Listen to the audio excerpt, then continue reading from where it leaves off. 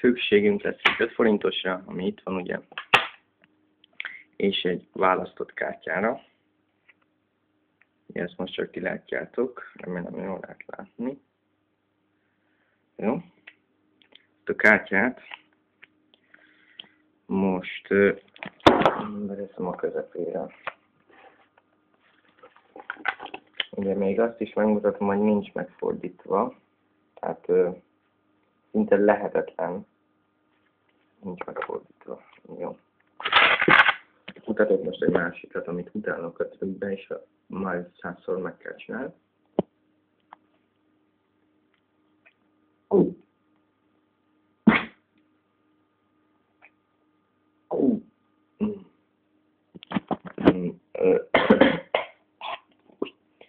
Igen, ezt utálom a trükkbe. Most elkezdjük keverni a kártyát. Majdnem a torkomon akadt.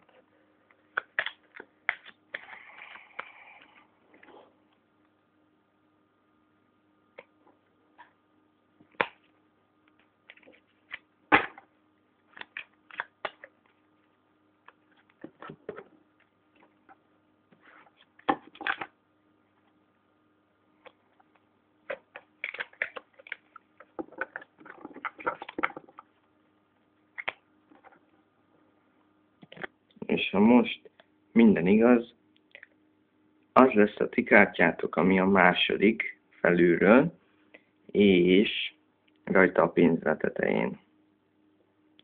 Tehát most leveszem a tetejéről. Fúj, ez nem a ti kártyátok. Az a nyálas. Tőlem. 5 forintosunk.